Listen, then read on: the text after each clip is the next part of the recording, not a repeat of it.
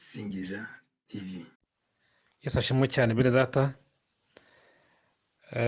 Ndabaramukije mu izina rya Yesu umwami wacu, kandi igihe baramutsa nitwa Reverend Dr Mutaganda Marcel, ndi umupasitori mu itorero Methodist riri mu Rwanda, nyobora paruwasi ya Gisovu iri muri konferanse y'umwaka Kibuye mu karere ka Karongi. Nezera Imana cyane impano kugira ngo dusangire ijambo ry'Imana. Ijambo ry'Imana ni ryiza, ijambo ry'Imana ririmo ubuzima, ijambo ry'Imana riratwubaka riraduhembura. Imana ishimwe cyane. Mbere yuko rero dusangira ijambo ry'Imana, nabateguriye inyigisho nateguriye uyu munsi igendanye n'uburyo ki Imana yacu irinda ijambo ryayo. Reka tubanze dusenge. Mana nziza, Mana nkunda, gushimye cyane, gushimiye n'umwanya mpaye kugira ngo dusangire ijambo ryawe n'ubwoko bwawe mwami bunkurikiye. Nyemera rero kugira ngo uzubane nanjye, unkoreshe iby'ubutwari unyuze muri jyewe byawe bibasha guhembura abana bawe. Jye ubwanjye ntacyo ndi cyo, jye ubwanjye ndi umuswa, ndi umunyantege nke, ariko Mana abasha kunkoresha ko nkwemereye, mwami nkoresha kunyuzamo ibyawe bikasha guhembura ubwoko bwawe.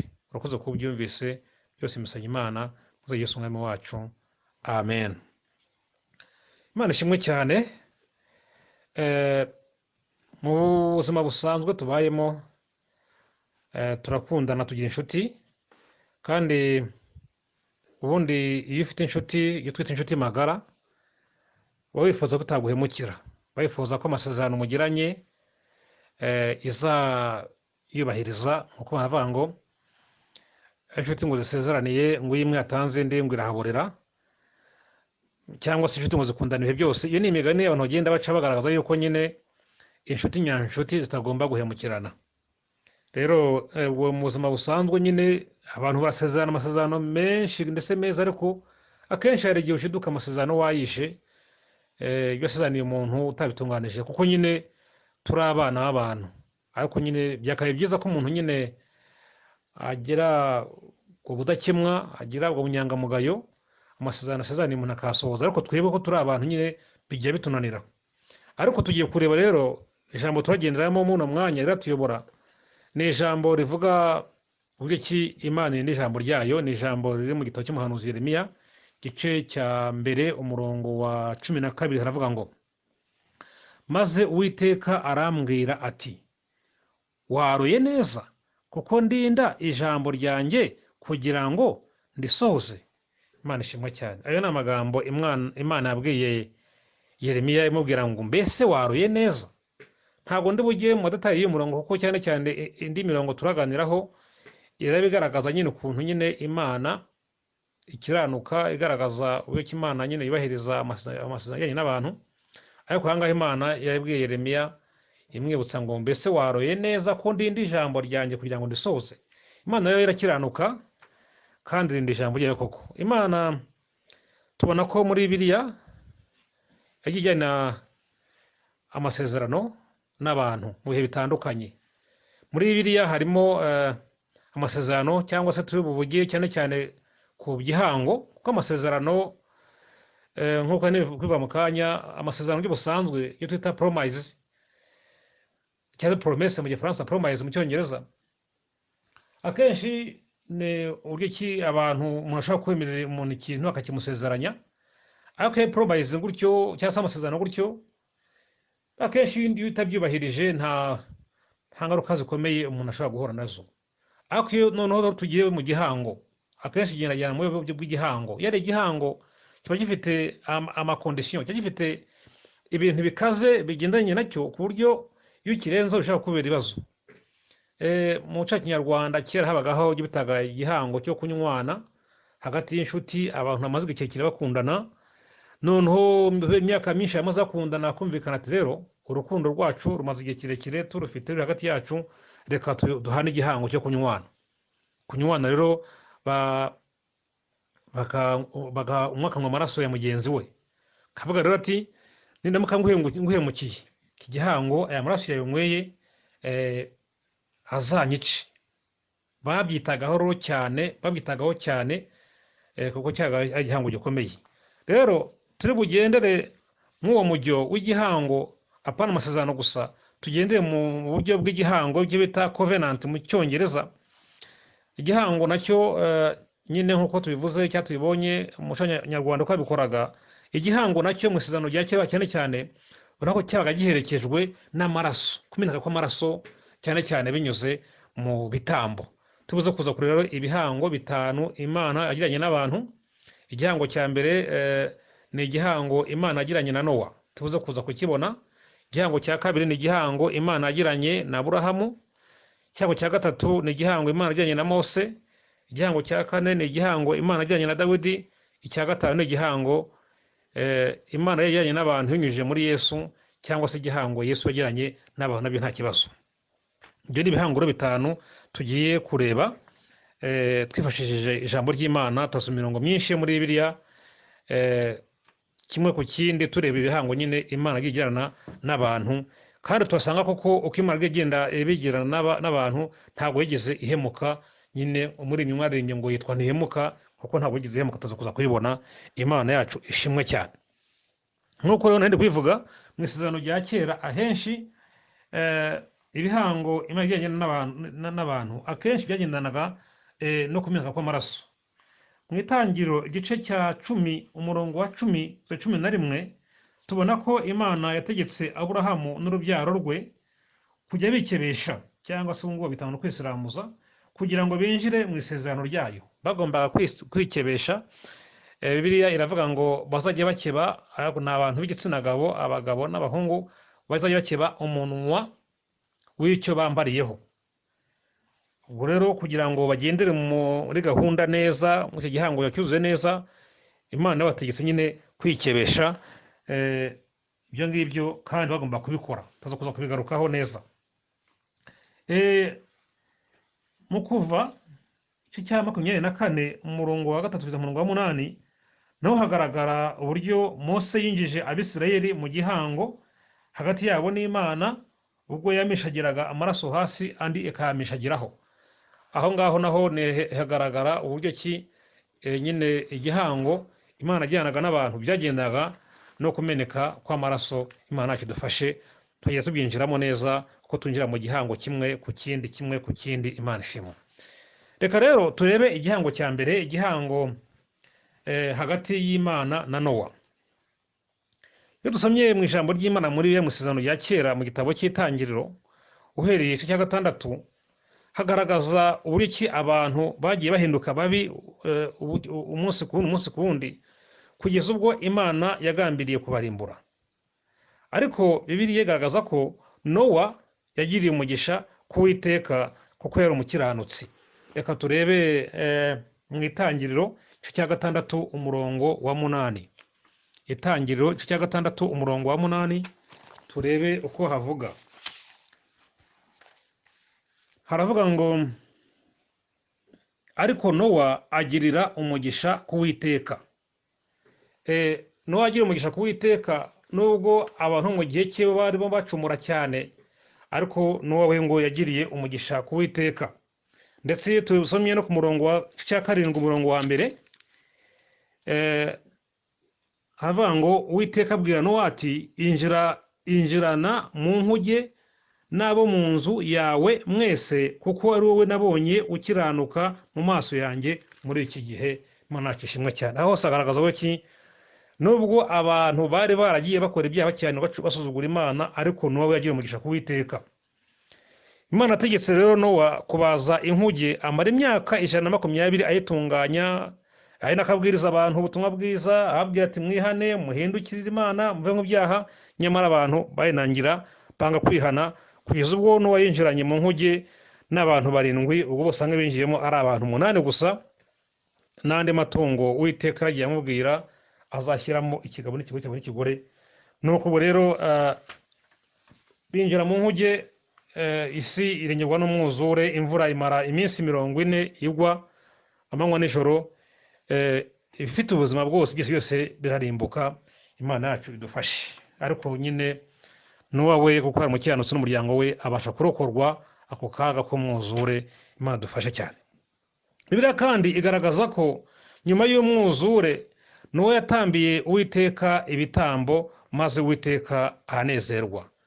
Ayo magambo tuyabona mu Itangiriro igice cya 8 umurongo wa 21.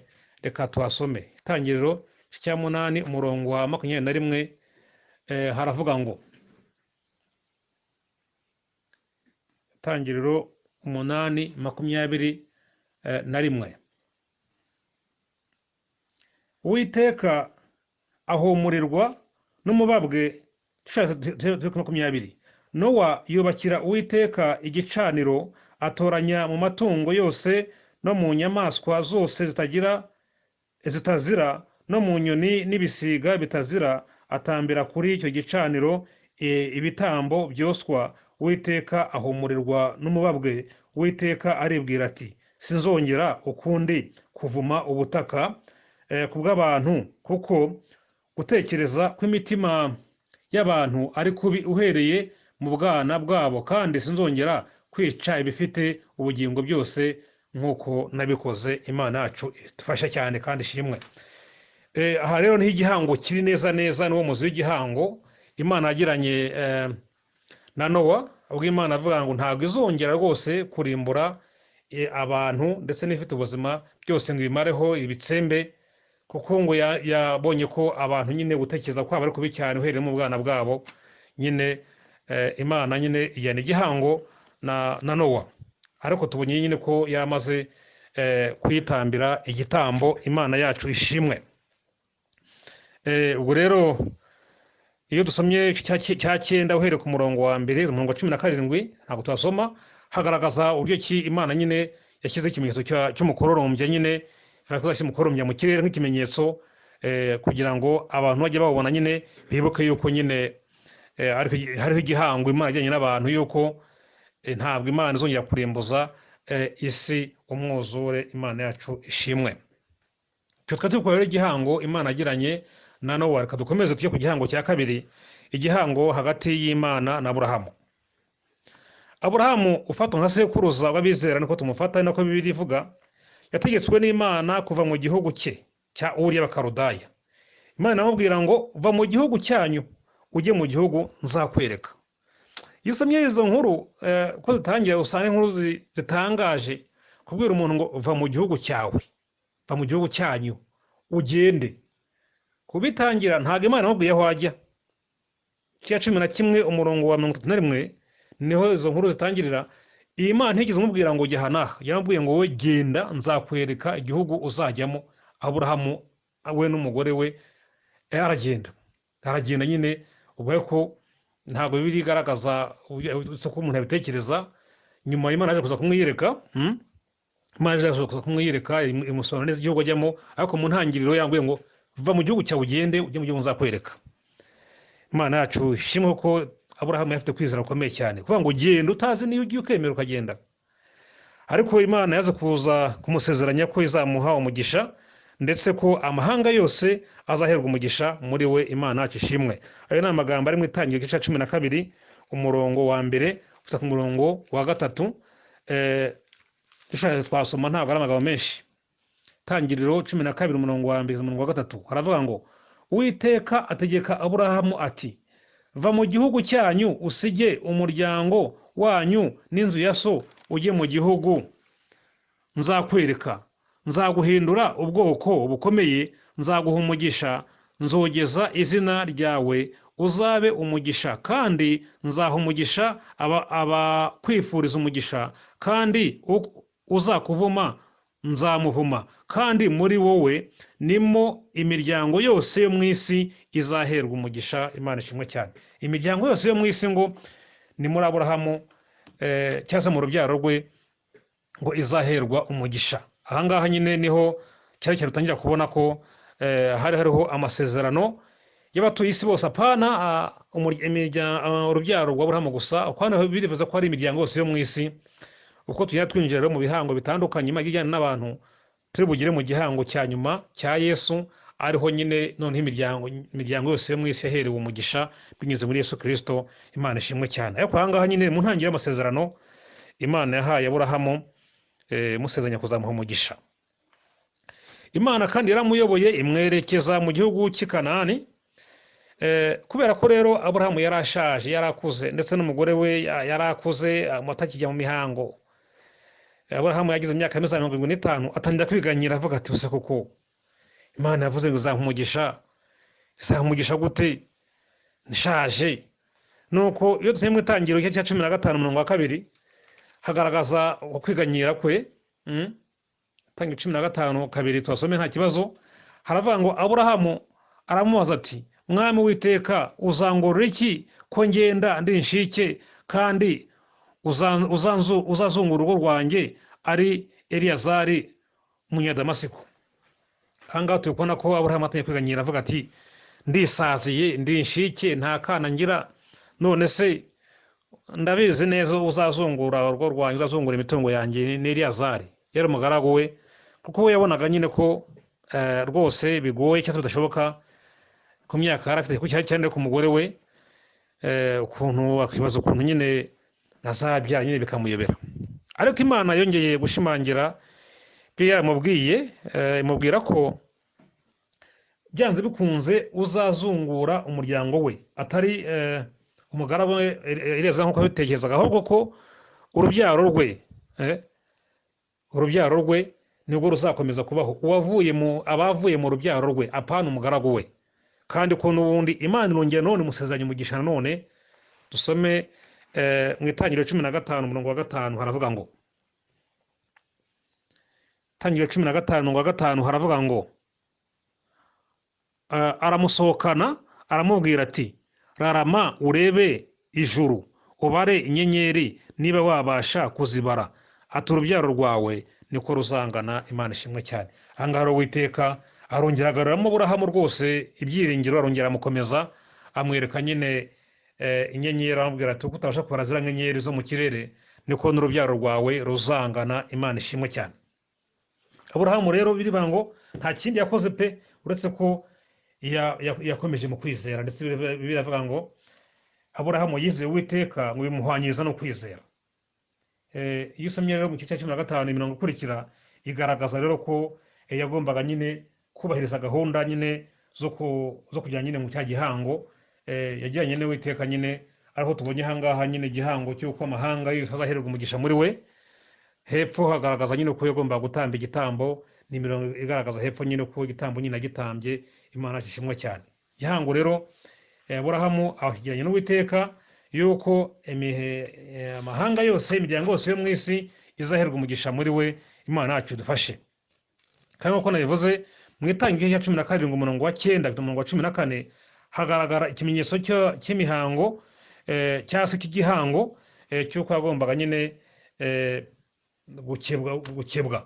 gukebwa cyangwa se atari we gusa, ndetse n'urubyaro rwe, ariko cyane cyane abantu b'igitsina gabo. Imana yacu dufashe.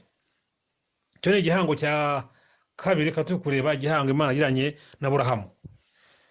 Iyo dusomye rero cyangwa se dukomeze turebe indi mirongo yindi, ariko noneho twinjiye mu gihango cya gatatu, igihango cyabaye hagati y'Imana na Mose.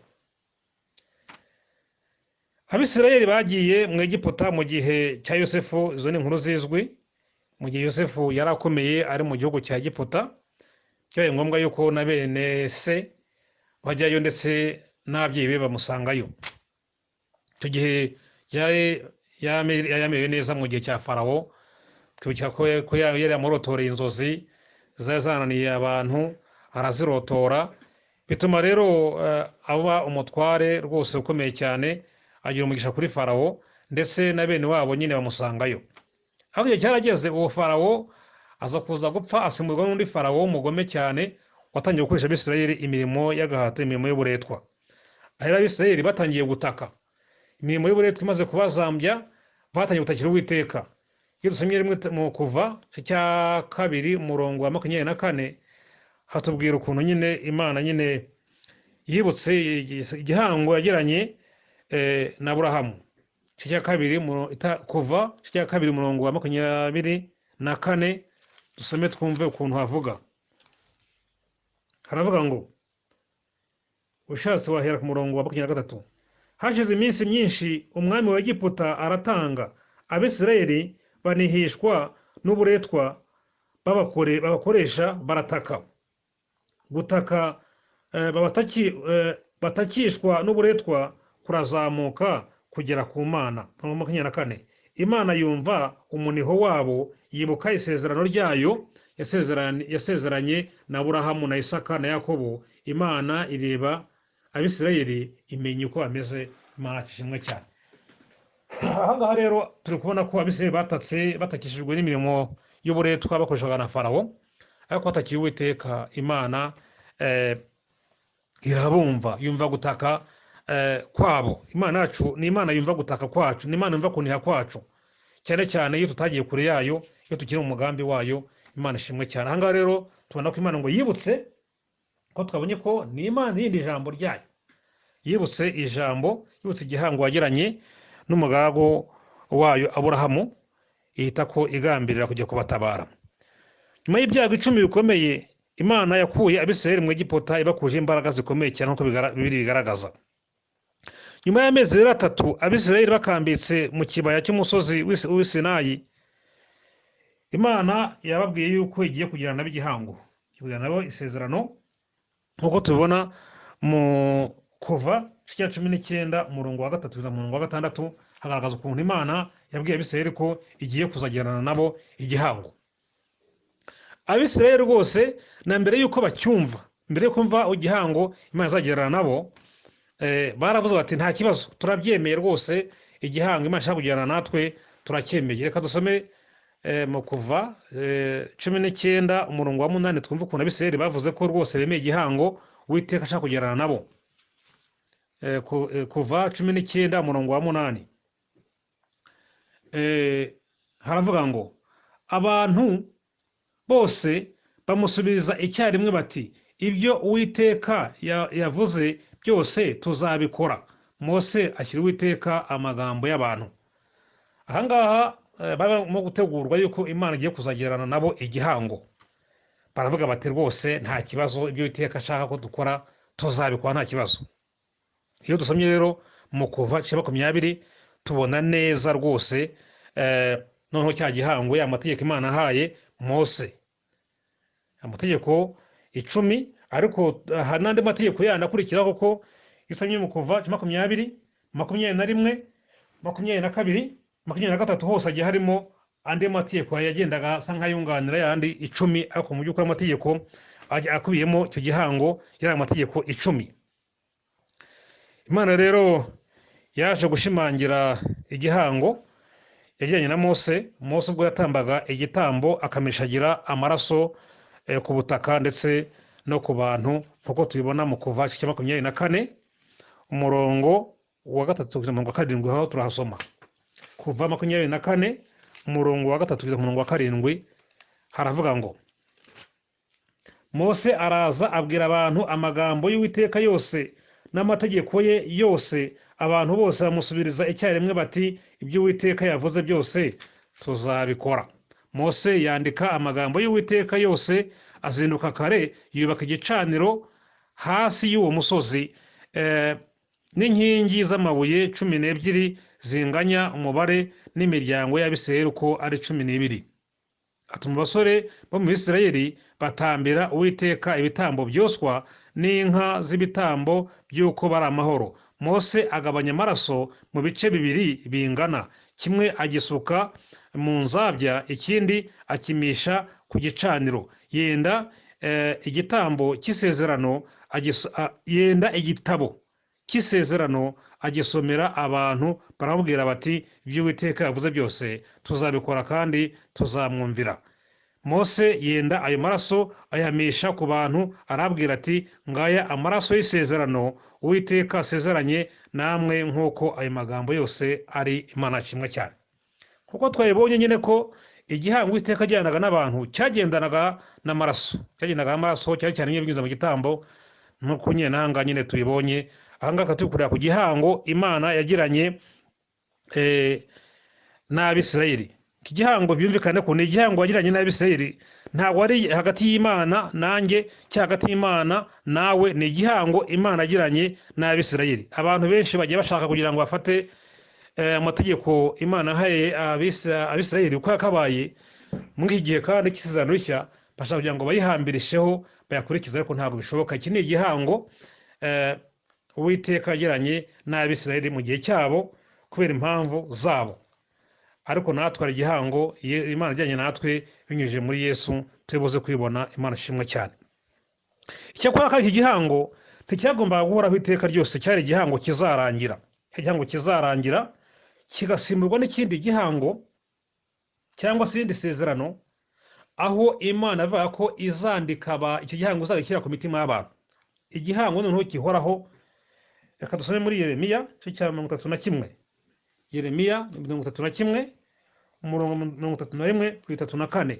Twumve icyo gihango n'ubundi Imana yavugaga izagirana n'abantu bose birenze iki gihango Imana yagiranye n'Abisirayeli. Kadusome twumve Yeremiya 31 we ku murongo n'ubundi 34.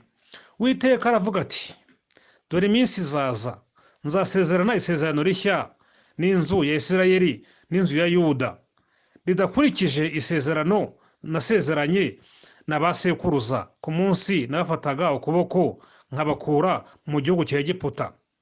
Rya sezerano ryanjye bararyishe, nubwo nari umugabo wabo wabirongoreye, niko Uwiteka avuga. Ariko isezerano nzasezerana n'inzu ya Isirayeli hanyuma y'iyo minsi ngiri, nuko Uwiteka avuga ngo, nzashyira amategeko yanjye mu nda yabo, kandi mu mitima yabo niho nzayandika. Nzaba Imana, nabo bazaba ubwoko bwanjye, kandi ntibazigishanya ngo umuntu wese yigishe mugenzi we, n'umuntu wese uwo bava inda imwe, ati menya Uwiteka, kuko bose bazamenya, uhereye ku woroheje hanyuma y'abandi ukageza ku bakomeye kurusha bose, niko Uwiteka avuga, kuko nzababarira gukiranirwa kwabo, kandi icyaha cyabo sinzakibuka ukundi. Imana ishimwe cyane. Ahangaha rero nk'uko tumaze kubona ko Imana yagiranye igihango n'Abisirayeli binyujije mu mategeko 10 yabahaye, ndetse n'andi yakurikiyeho yayunganiraga, ariko Imana hano tubonye ko yavuze ngo izagira ikindi gihango izagirana izasezerana abantu andi masezerano, ikindi gihango noneho ngo kitazarangira, kizamara igihe kirekire, kandi noneho izacyandika mu mitima y'abantu. Imana yacu nziza cyane. Igihango rero tuze kuza kukibona ni igihango n'ubundi cya Yesu, ni igihango cya Yesu, igihango cy'amaraso ya Yesu. Imana ishimwe cyane. Reka tujye ku gihango cya kane, igihango hagati y'Imana na Dawidi. Ikindi gihango ni cy'Imana yagiranye na Dawidi, ubwo yabwiraga Dawidi ko izakomeza ubwami bwe. Imana mu bami bakomeye, cyangwa se Dawidi tumubona nk'umwami ukomeye, kandi yari umwami w'umukiranutsi, tutitaye ko yari umuntu woroheje, yari umuntu w'umushumba, ariko bishingiye yuko yari umukiranutsi mu byo yakoraga, Imana ibona ko ari ukwiriye kuba umwami, kwimikwa kuza umwami, imutambukije kuri bakuru be benshi bari bari aho ngaho. Imana rero itoranya Dawidi. Tuvuze nk'uruze ko yabaye umwami ukomeye cyane, yabaye umwami w'indwanyi ukomeye cyane, ariko birigaragaza ko ashaje yagambiriye kubaka urusengero, ariko Imana iramuhakanira, imubwira yuko ahubwo uwazabyara ari we uzayubakira urusengero. Reka dusome muri Samweli, igitabo cya 2 cya Samweli cyo cya 7 umurongo wa 12 kugeza ku murongo wa 13. Haravuga ngo, kandi iminsi yawe nigera ugasinzirana na ba sogokuruza bawe, nzimika umwana wawe wibyariye akuzungure, kandi nzakomeza ubwami bwe, nuko uwo ni we uzubakira izina ryanjye inzu, kandi nzakomeza intebe y'ubwami bwe iteka ryose. Iyo dusomye iri jambo nyine ngo haba ngo iteka ryose, nzakomeza intebe y'ubwami bwe iteka ryose, bivuze ngo ni ukuvuga ngo ubwami bwa Dawidi bwagombaga gukomera, atari na Dawidi gusa nyine, n'abazamusimbura, urubyaro rwe abazakurikiraho ubwami bwe ko bwagombaga gukomera. Icyo gihango cyagumyeho kugeza ubwo umwami Yesu yavukaga.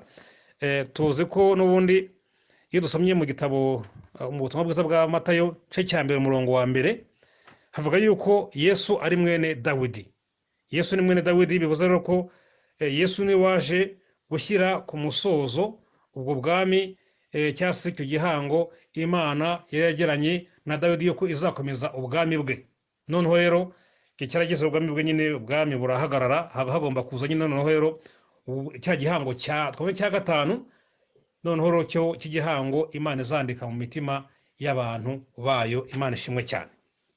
Ni nacyo n'ubu tugiye kwinjiraho, igihango cya gatanu, igihango Imana ajyanye n'abantu binyuze muri Yesu Kristo. Ko twabonye iby'Imana agiye ivugana n'abantu muri biriya bihango bitandukanye, yagiye ibyubahiriza nubwo abantu bagiye bagenda bananirwa, abantu bagiye nk'uko twabonye ukuntu Abisirayeli babwiye Mose ngo ibyo Uwiteka yavuganye natwe ngo byose ngo tuzabikurikiza, ariko bageze hagati ibibazo birabananira kubikiranukamo, kugeza ubwo ndetse Imana ibahaye akantu ka faveri, akantu k'inyoroshyo, ishyiraho ibitambo, bajya batamba ibitambo by'ibyaha, ibitambo nabyo kubibona ibibazo. Imana ariko yo kuko ari nyembabazi ikagenda ibihangana, ariko n'ubundi ugasanga amateka uko agenda agaragaza mu gihe cy'abami batandukanye ukuntu bise biciye imice bibiri, akaba ubwami bw'amajyaruguru, ubwami bw'amajyepfo, bagasenga ibigirwamana kugeza Imana bagabije abanyamahanga, ariko iteka ryose kamenya kuzirikana igihango yagiranye nabo. Imana ishimwe cyane kugeza umwami wacu Yesu Kristo yaze kugira ngo yimike bwa bwami, cyangwa se atange cya gihango, agene n'abantu cya gihango. N'ubundi Imana yaravuze nk'uko tubonye muri Yeremiya 3:1, cya gihango Imana izimika imitima y'abantu kugira ngo abantu babarirwe ibyaha binyuze mu gakiza gatanzwe ku buntu. Imana ishimwe cyane. Igihango cya nyuma rero, igihango cya Yesu, nk'uko Imana yari yabivuze mu gitabo cy'umuhanuzi Yeremiya ko izagirana igihango n'abantu bose kandi cyanditse ku mitima y'abantu. Iki gihango rero cyuzuriye muri Yesu Kristo ubwo yitangiraga abantu, ubwo yitangiraga abanyabyaha. Ku bw'ibyo abantu baba bagomba gutsindishirizwa no kwizera, kandi uwo nguwo umukiza wacu Yesu Kristo, Bibiliya ivuga ko ari we muhuza w'abantu n'Imana. Yesu niwe muhuza w'abantu n'Imana. Aya magambo aragira ngo tuyasome.